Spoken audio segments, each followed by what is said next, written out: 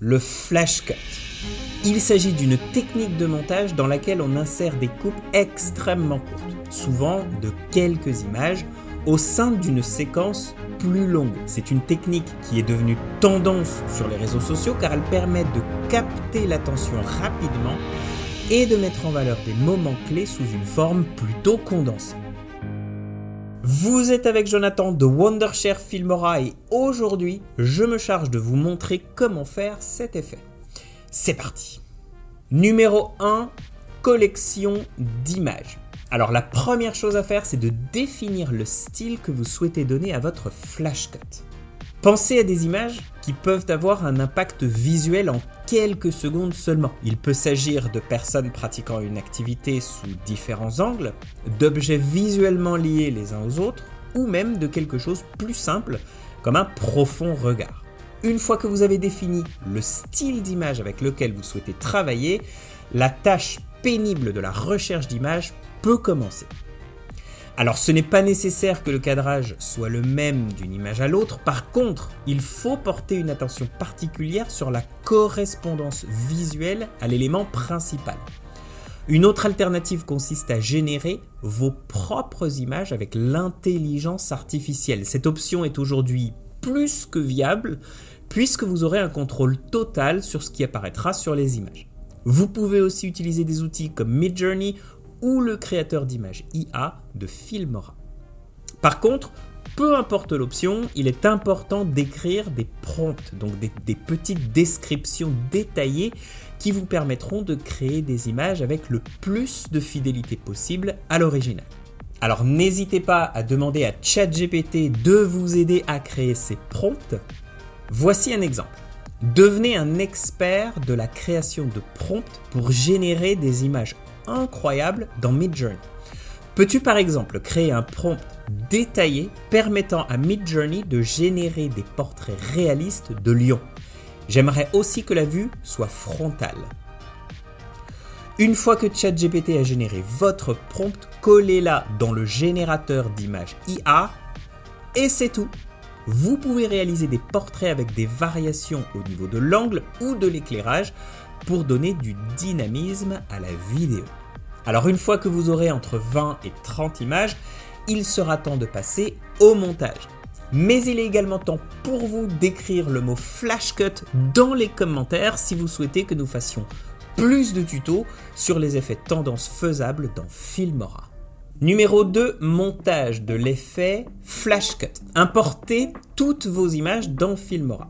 Alors avant toute chose, rendez-vous dans Fichier, Préférences et dans l'onglet Édition sous durée de la photo, assurez-vous de régler l'unité de la durée sur Image. Entrez ensuite la valeur 3. Alors l'idée ici, c'est de permettre de définir la durée de chaque image du projet pour pouvoir gagner le plus de temps possible au montage.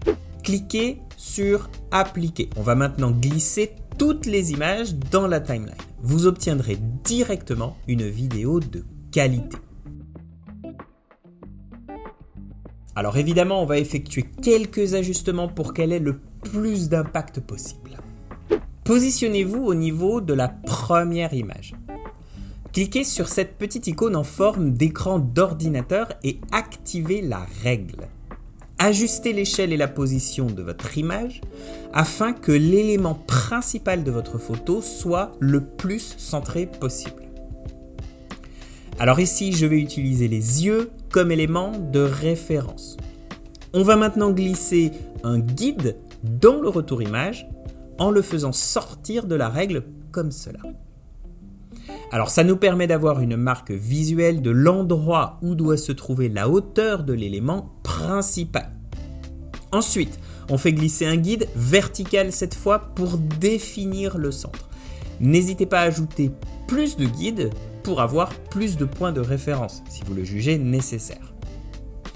Ne vous laissez pas déstabiliser par le fond noir ou par l'incohérence spatiale du bord des images. L'important, c'est que les éléments des différentes images soient en concordance le plus possible avec les guides qu'on a placés dans le retour image. Utilisez la même technique pour toutes les images de votre clip. Pour moi, à ce niveau du montage, voilà ce que ça donne.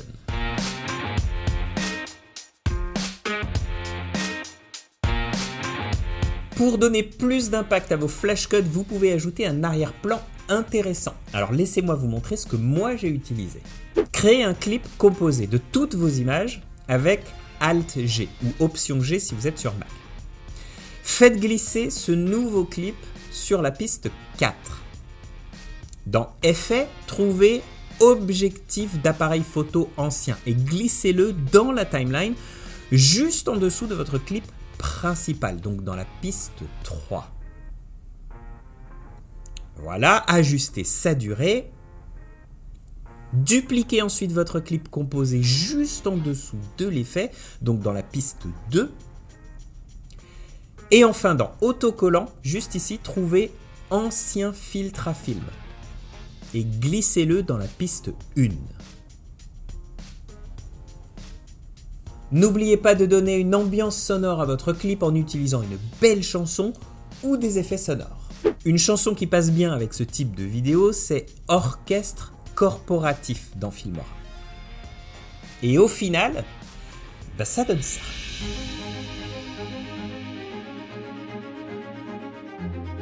Bon alors, il est pas cool cet effet ? Merci d'avoir regardé la vidéo jusqu'au bout, likez-la si vous avez appris quelque chose et abonnez-vous parce qu'il y a une surprise qui vous attend ce mois-ci, je ne vous en dis pas plus. Et si vous souhaitez vous entraîner à faire d'autres tutos super intéressants, je vous laisse de quoi faire dans la bibliothèque.